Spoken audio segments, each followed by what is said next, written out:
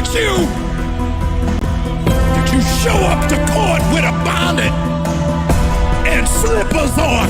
Where did you break down? Greetings, everyone, and thank you for joining us here on He Spoke Fashion Live. Listen here, I'm your host, Daylon Thomas, and this evening I would like to initiate a discussion about a viral moment that emerged on social media this past week. And it stemmed from a sermon delivered Sunday by none other than Pastor Jamal Harrison Bryant of New Birth Missionary Baptist Church in Stonecrest, Georgia. Now, guys, please take a moment to grab your favorite beverage and tag someone, as you don't want to miss this engaging conversation. All right?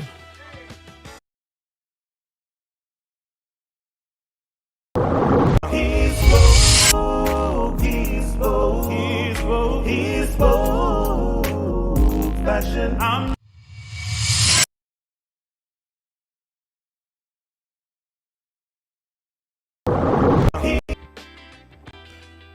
All right, guys, thank you again for joining us for tonight's conversation.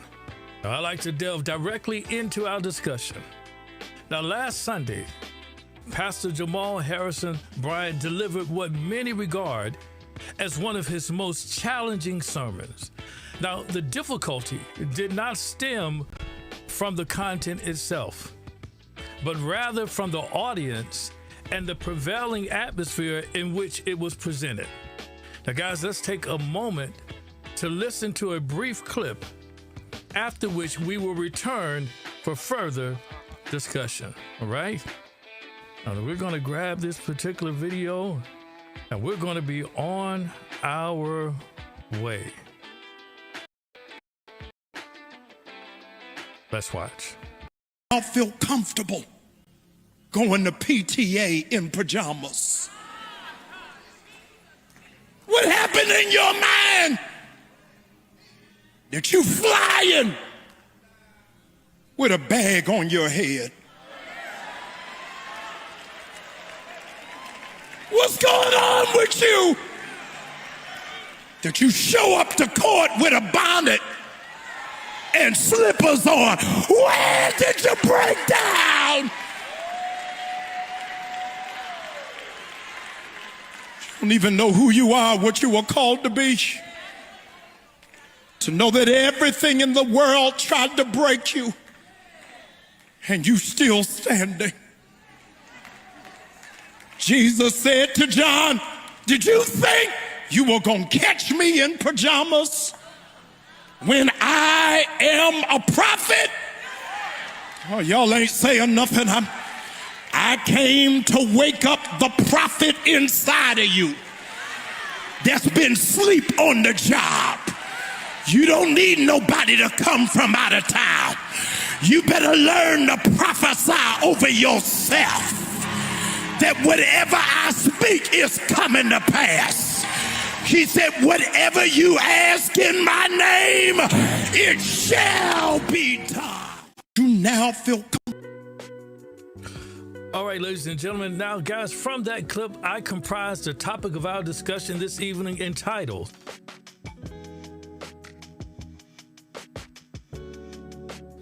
From Janet Jackson's Pleasure Principle to Pastor Jamal Bryant's Pajamas Principle, diving into the hard realities Black women face and the takeaways Black men should embrace. All right, guys, that's what our conversation is going to, this is the conversation we're going to have this evening. Now, guys, before we proceed, let us take a moment to review our disclaimer, all right?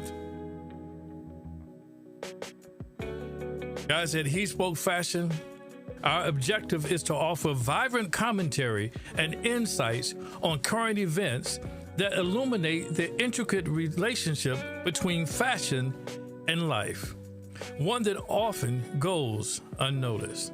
Now, through this endeavor, we aim to inform some, educate others, and entertain many, fostering thought-provoking discussions and simply sharing our anecdotal principles. Now, our ultimate goal is to provide more help than harm through the conversations we cultivate. Let's continue. Now, upon viewing this sermon, I, like many of you, was struck by the audacity of Pastor Jamal Harrison Bryant in delivering such a controversial message to his congregation. Now, if I were to draw a comparison to this moment, I would liken it to the temple sermon delivered by Jeremiah, the prophet Jeremiah, as recorded in Jeremiah 7 and Jeremiah 26. Now, guys, in this sermon, a bit of Bible study here, Jeremiah, often referred to as the weeping prophet, addressed an audience comprised of the people of Judah, including the priests, the prophets, and even the political leaders. That this was a proud, religiously complacent nation that maintained the belief that God would never permit the fall of Jerusalem or the temple. Notably, Jeremiah delivered this message just prior to Babylon's impending destruction of Jerusalem at a time when Judah was steeped in rebellion, yet still believed themselves to be spiritually secure. My goodness. Now, if we are being honest, we must acknowledge the significant presence of rebellion within Christendom today, where carnality has increasingly become the prevailing attitude. Now, guys, despite the rise of secularism, many individuals continue to believe that they are spiritually secure on any given Sunday. On any given Sunday, they believe themselves to be secure. My goodness. And so therefore we must help them. We must help them to understand that there is a difference. But again, many just believe that, well, you know what they say. They're just simply unbothered. Now, guys, the challenges faced by Jeremiah in delivering his message, it simply may astonish you. But I assure you that you will recognize parallels between Jamal Harrison Bryant and Jeremiah as we delve into this topic tonight. Now, firstly, Jeremiah's message contradicted both national and religious pride. Secondly, it was conveyed at a time when the people were unwilling to accept the truth.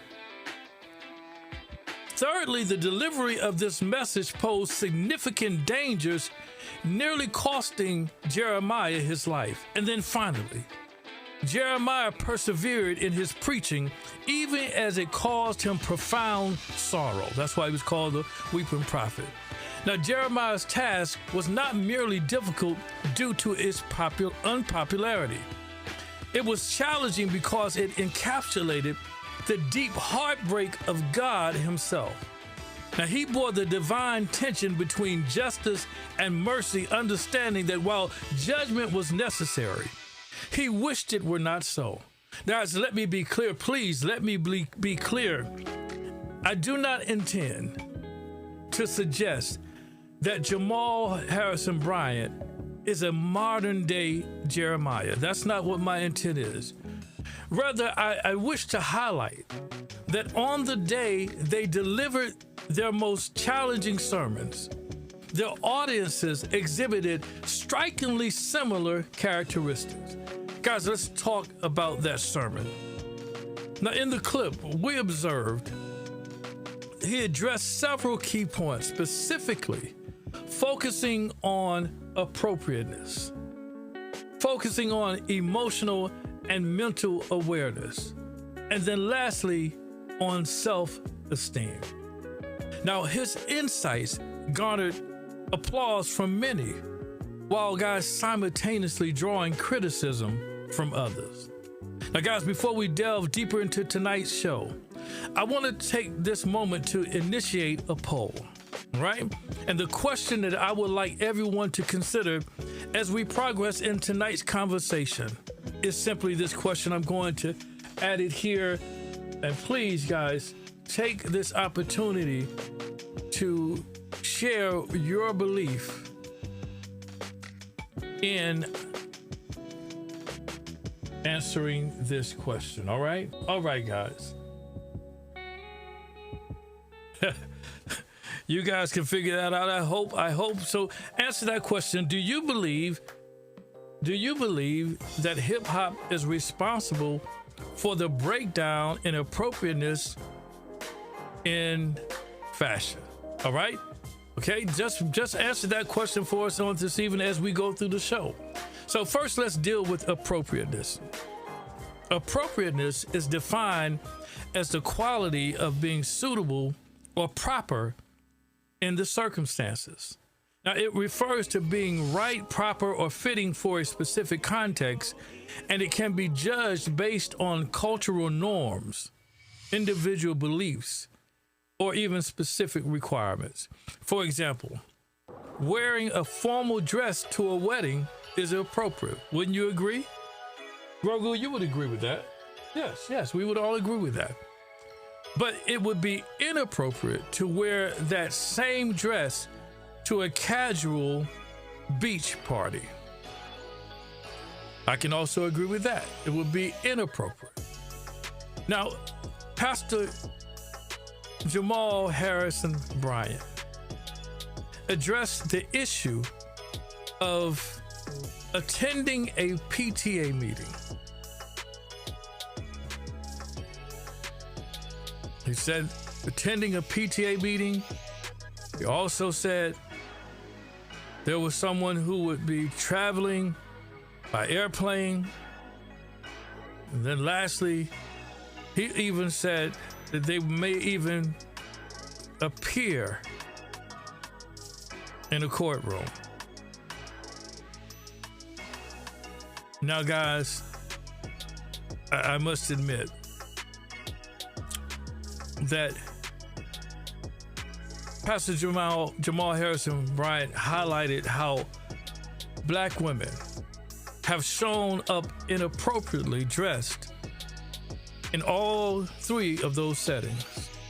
Now, we do know that many younger individuals challenge traditional notions of appropriateness, and they argue that clothing has historically served as a means of identity and resistance within Black culture. Now, the emergence of hip-hop, streetwear, and urban fashion can be viewed as responses to exclusion from mainstream spaces that frequently impose Eurocentric standards of beauty and dress. Now, for many, dressing in a manner that reflects their identity is a declaration of pride, of individuality, and even of authenticity, rather than a sign of disrespect. Now, guys, it is widely acknowledged that the concept of appropriate dress is a social construct, often grounded again in Eurocentric and class-based expectations. Now, those of us aware of our history recognize that Black individuals have been harshly judged based on appearance as a proxy for worth or professionalism. Now, regrettably, these judgments persist not only from those outside our community, but also from within it. And while such judgments may be unjust, they remain prevalent. Now, guys, I must say, and I have to say this, that at He Spoke Fashion, we listen and we don't judge. That's right, my friend. Grogu said, we don't judge, but we do joke. We do joke. This sentiment rings true, my friend. It does ring true. Now, guys, the critical point is that in some instances, individuals are not merely rebelling or expressing themselves. Rather, young people may simply lack an understanding of the contextual significance of their attire. Now, this issue is not simply confined to the younger demographic, because I, and I'm sure you have as well, have observed older individuals who similarly have not received this guidance. They haven't been taught this lesson. What then is the solution for those caught in a cycle of ignorance, unable to pass on knowledge they themselves have never acquired, thereby perpetuating this cycle of lack of understanding across generations? Now, I believe one effective approach is exemplified by the sermon of Jamal Bryant. The fact that he is confronting this important issue deserves commendation, and I believe it deserves a round of applause. That's what I do.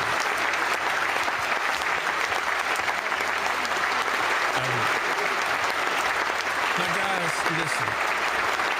In confronting challenge, my goodness, that was a long clap.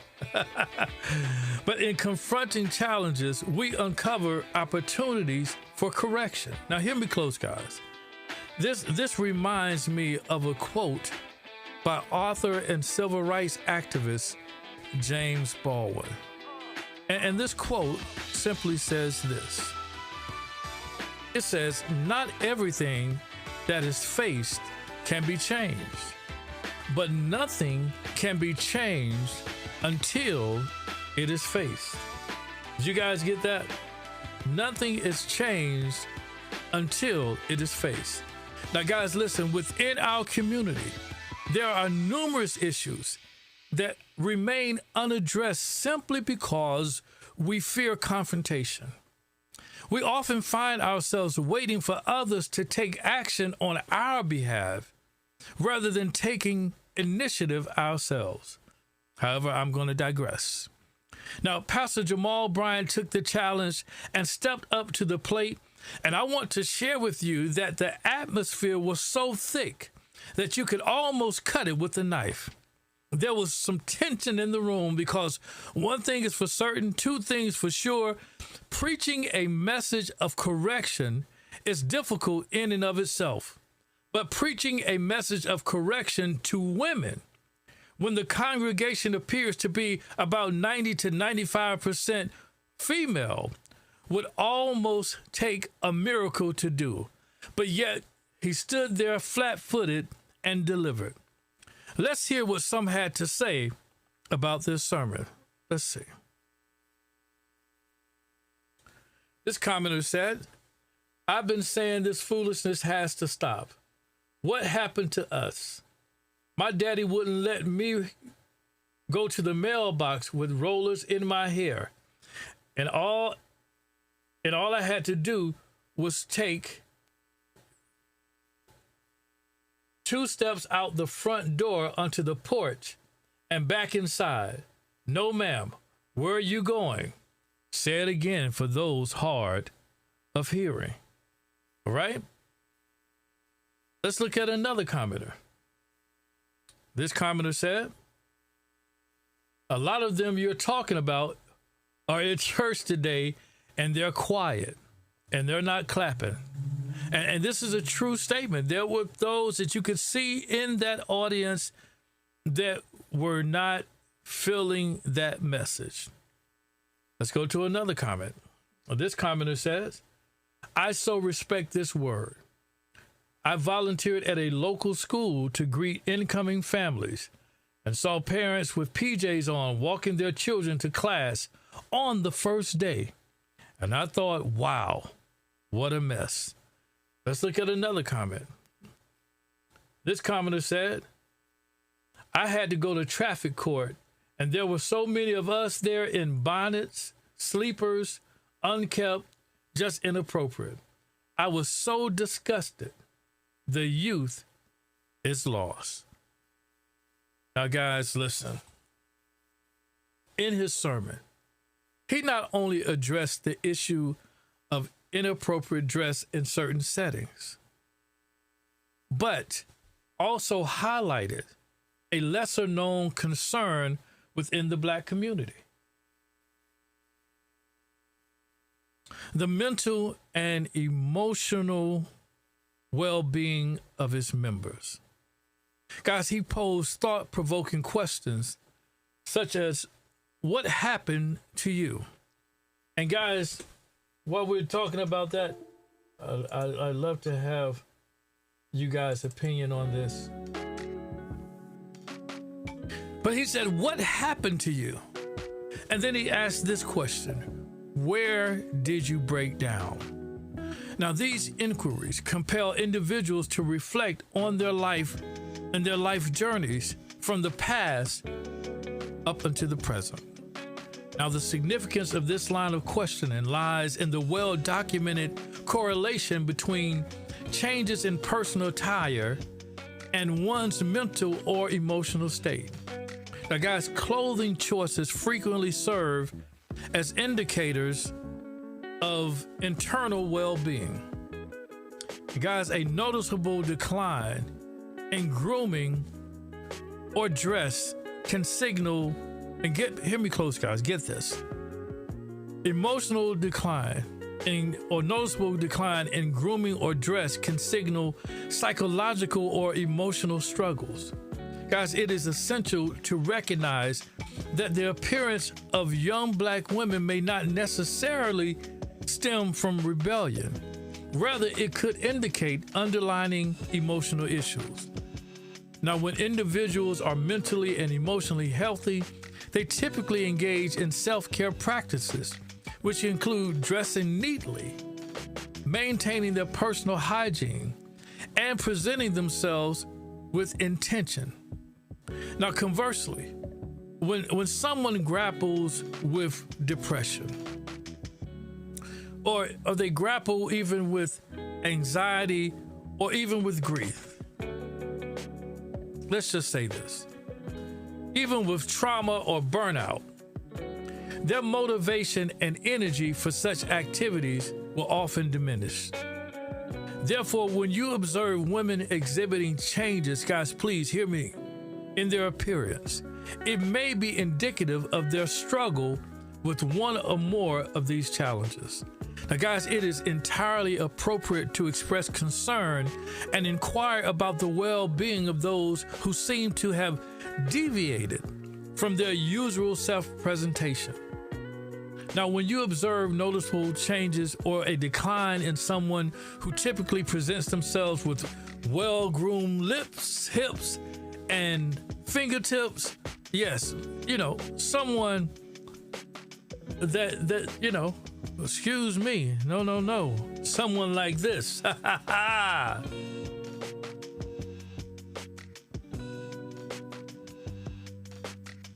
When you see someone like this, a transform, change themselves into someone like this, guys, please. When you see this type of transformation, it is important to embrace this mantra that simply says this: when you see something, say something. Let's practice it, guys, all together. When you see something, say something. It is perfectly acceptable to express your concerns and then to offer support. Now, as we have frequently articulated on this program, clothing serves as a powerful medium of self-expression. Guys, when an individual experiences emotional upheaval, whether through loss, heartbreak, or confusion, their attire may inadvertently mirror these internal changes. Social disconnection, often stemming from feelings of loneliness, feelings of shame, or even feeling that you're misunderstood, can lead individuals to disregard societal norms related to dress. Now, a notable manifestation of this disconnection is a choice to wear pajamas, or loungewear throughout the day. Now, this raises an important question, guys. Hear me close. Are we witnessing a similar phenomenon among Black women in these spaces who are seen wearing pajamas and bonnets? Is this the reason? Is it because they are emotionally and mentally bankrupt? And that is why, guys, we got to have this conversation. Because Pastor Bryant's approach, it may have even come as a surprise to some, particularly those who believe in the misguided notion that one must diminish or break down women to exert control over them. Now, guys, it is evident that there are individuals who derive satisfaction from hearing about the struggles of Black women and then positioning themselves as saviors. Now, however, we recognize this pattern and the motivations behind it. Guys, we know the type. You aren't fooling anyone anymore, and we know who you are. But in contrast, Pastor Bryant's words, they seem to uplift. Yes, they serve to uplift rather than to break down. Listen to those words. He emphasized that everything in the world has attempted to break you. Yes, to break the Black woman. Everything in the world has attempted to break you. And that's a message that resonates deeply. Even I can say that I am personally aware of many of my sisters who have faced significant challenges this year, nearly reaching their breaking point. Yet the encouraging news from Pastor Bryant is that despite these trials, you remain resilient and you're still standing. That's right, you're still standing. And I'm telling you, I think I got some help in that belief that you're still standing, and someone is going to encourage us. Let's just go and let him encourage. God can do it. Only God can do it. Only God can do it. Only God can do it. Do it. Do it. Do it. Do it. Do it. Do it. Do it. Only God can do it. Do it. Only God can do it. Only God can do it. Only God can do it. Only God can do it. Only God can do it. Only God can do it. Only God can do it. Only God can do it. Only God can do it.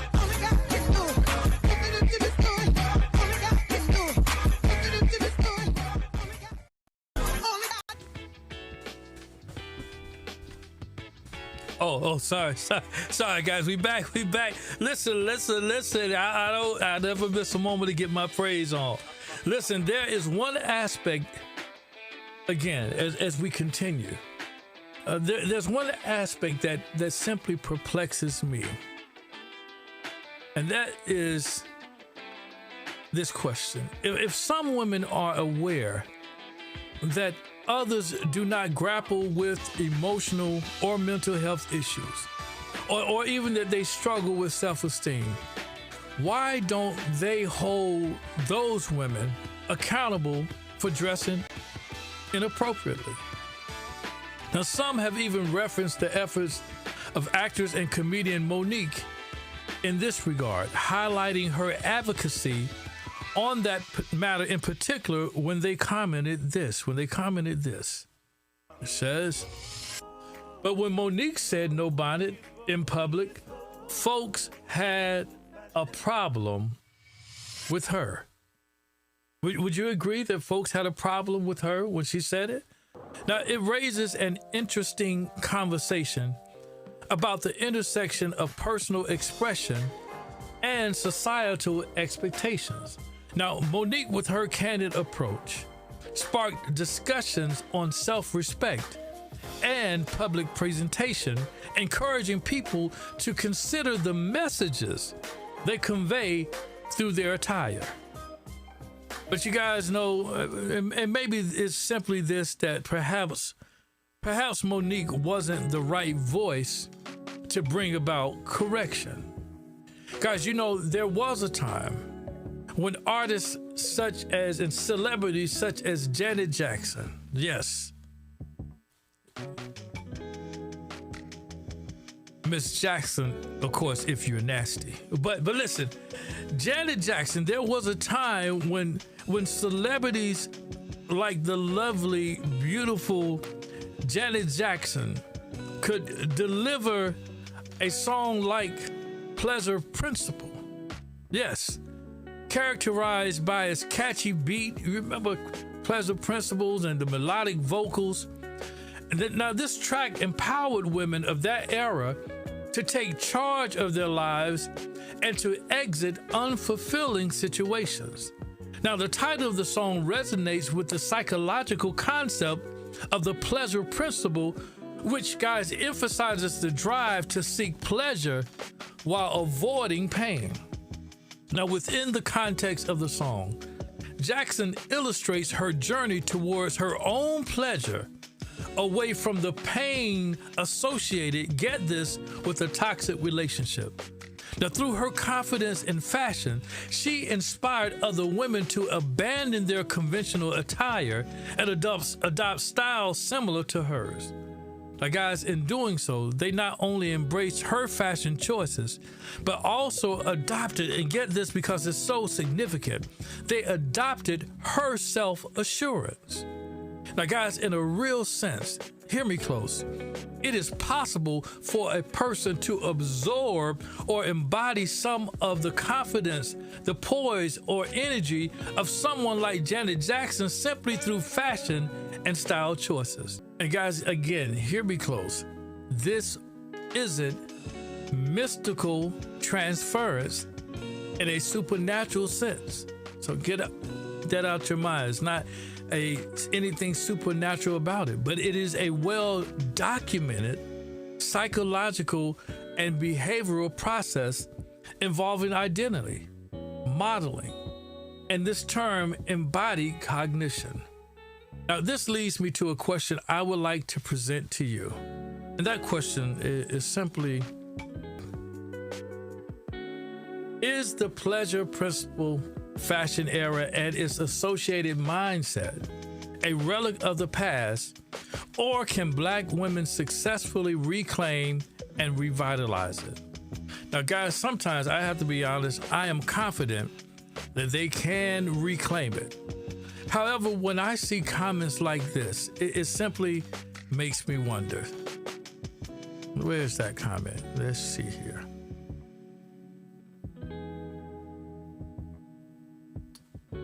That comment is right here, ladies and gentlemen. It says, let's not be so hard on ourselves. Rebuking us openly is a type of disrespect to those who are living in a type of behavior that many of these young people did not choose. Let us be careful with how we handle the people of color. Our flight is different. Excuse me, I think they meant flight. Fight is different and difficult in some cases. We all should understand my statement. Now, this person really tickled me, right? Because instead of embracing this crucial moment of accountability, there are often individuals like this person who seek to excuse the behavior, thereby, and guess this is what it does, undermine the potential for genuine change and even healing. Furthermore, some have even questioned why the message did not include a rebuke directed at Black men. Let's see.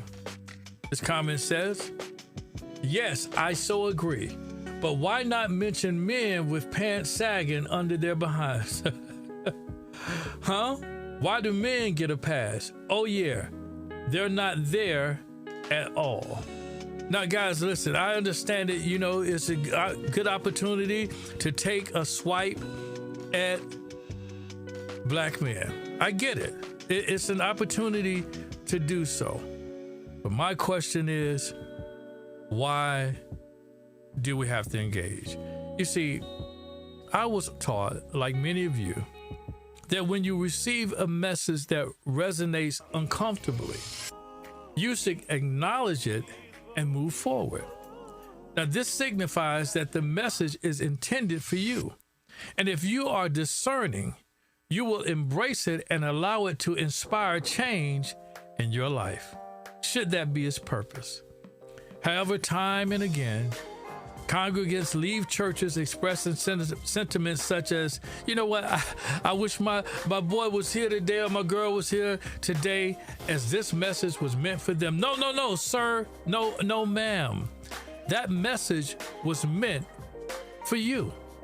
And after such a profound and thought-provoking message, there will be countless women, or there were countless women who left that church, and then on Monday or even later that day, return to their same old habits.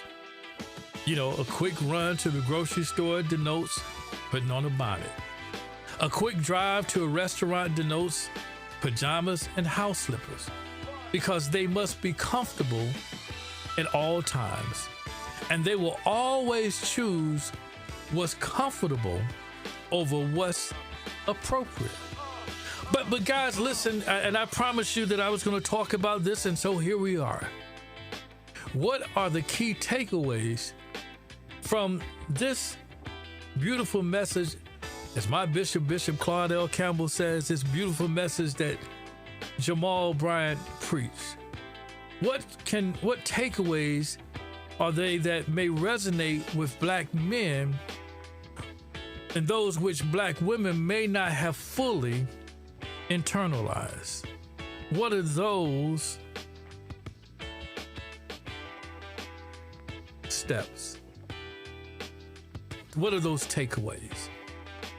Now, guys, the first takeaway that black men should take is to refrain from using this sermon as a means to hold women accountable. Instead, it should serve as an opportunity for self-reflection and accountability among ourselves, as we too have at times contributed to similar issues. We've been guilty ourselves. Now, if you doubt this notion, consider the differing perspectives expressed by these commenters, all right? Let's look at a comment here. This comment says, "Preach! I seen a man with a robe on at the grocery store." Nah, tell me you're lying to me. No. Let's look at what this commenter says. This commenter says this. Commenter says, "And now these brothers are out here walking around with a bonnet." So yes, it's not just women, but we too can glean from what's happening out there. And this message preached by Pastor Jamal Harrison Bryant. Guys, the next takeaway, or the second takeaway if you're counting, is to work on our own mental and emotional health. Now, far too often, we are guilty of taking our emotional baggage around with us, and we don't put it down. We don't acknowledge that we too can suffer from issues with our mental health. Similar to black women with mental and emotional health issues, they show up in how we present ourselves. It's true. Now, for some, because we don't dress very well anyway, it simply may go unnoticed.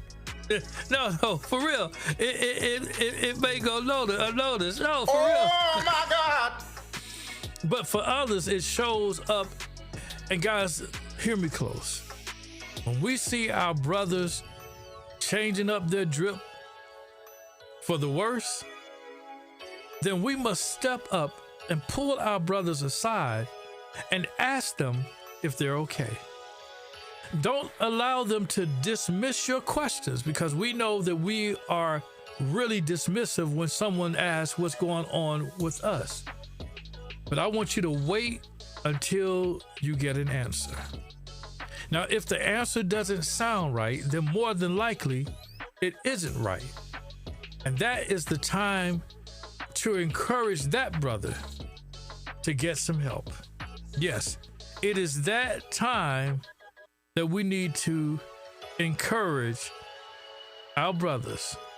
Yes, when they're going through that time, it is that time that we must We must encourage them.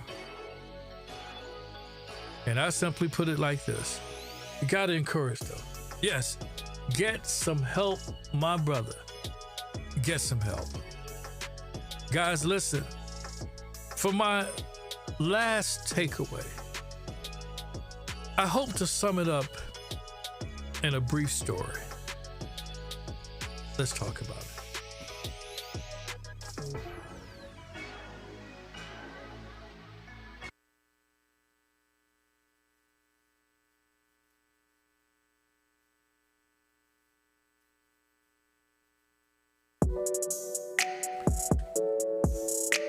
Guys, there was this young lady named Keisha.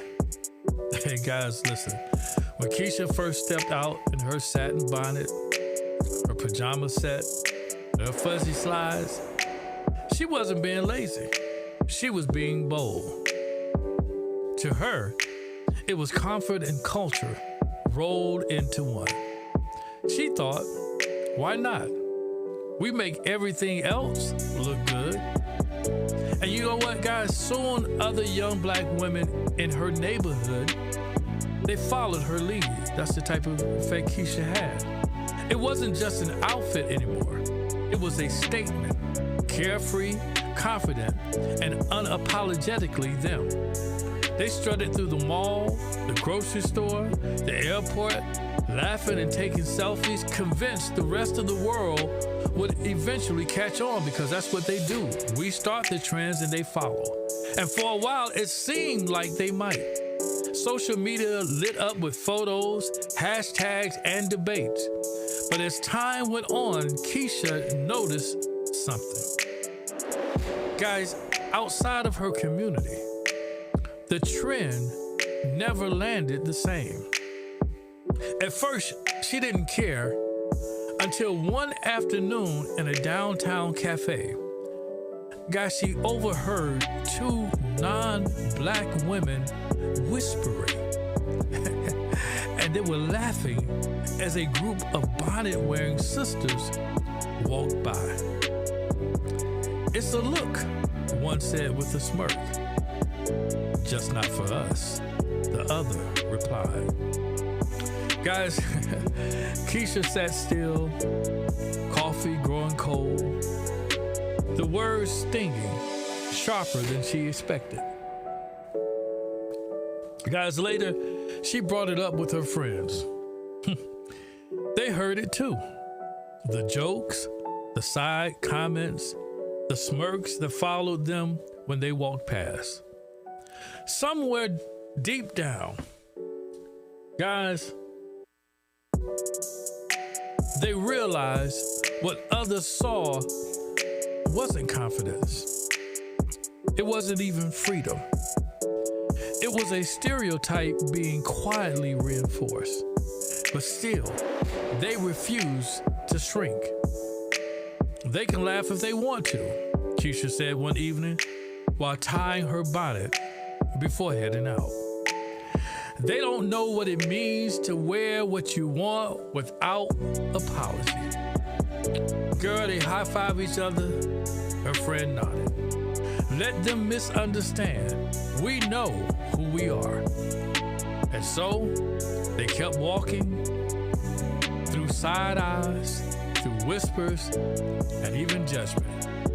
Not because the world approved, but because their self-worth wasn't waiting for validation.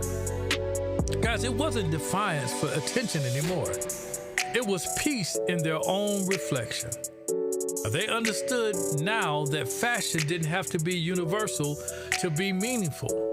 Sometimes, get this, it's simply a mirror of where you come from and the courage to show up anyway. Now, guys, listen to this.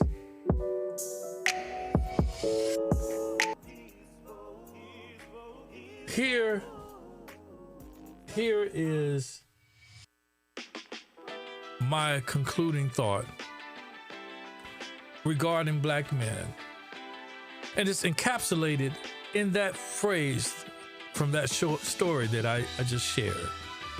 And that phrase was, simply a mirror of where you come from. Simply a mirror of where you come from. Guys, it is essential for us to shift our focus away from representing our past through our fashion choices, and instead to symbolize the future we aspire to create. Now, guys, by doing so, we redefine our identity, not merely as a reflection of our past, but as an expression of our potential and even of our dreams. Guys, let us champion individuality and innovation, weaving the rich tapestry of our heritage with the vibrant threads of our ambitions. In embracing this forward-thinking mindset, we can inspire future generations to craft their own narratives and leave a lasting impact on the world. Together, we can transform our communities by being the architects of a brighter, more inclusive future. Guys, listen, I really am sitting in admiration right now of Pastor Jamal Bryant's courage in delivering what many would call an unpopular message to an audience that could potentially call for his cancellation. But from this message, I believe we will see some changes that, although they may start off small, will eventually move us from pajamas and bonnets, because this commenter shared, and I want to share it too. Appearance means something. If we were in church, I would say, look at your neighbor and say, neighbor, appearance means something. Again, guys, I just want to initiate and present a challenge to all black men who are listening tonight or will engage with this show at a later date. I encourage you to resist the temptation to follow trends that merely echo whatever your past was. Instead, I would challenge you to seek out trends that align with your aspirations for the future, because it is essential to recognize that you cannot fully embrace your future if you remain attached to your past. I have to say that again. You cannot embrace your future if your past still has you. You got to move past it and embrace your future. That's right. Ladies and gentlemen, that is all I have for you tonight. I want you to have a good night, good fashion, and remember, he spoke fashion to you. Listen, take the time, please hit the like button if you haven't already. Go ahead, it's free of charge. I'm not charging you guys anything. Just hit the like button. Give me that thumbs up right there. And listen, we'll see you next time. Hope you'll be back to join us. Oh, before we forget, let's take a look at our poll and see what we have here. Well, looks like you guys have the same feelings that I have. It looks like we're all in agreement. All right, guys, listen. That is all that we have for you. I want you to please, again, if you haven't listened to that sermon by Pastor Jamal Bryant, I encourage you to take a listen. I'm sure that you will be blessed by that message. I sure was. All right, guys, that's all I have. Have a good night. All right. He spoke fashion.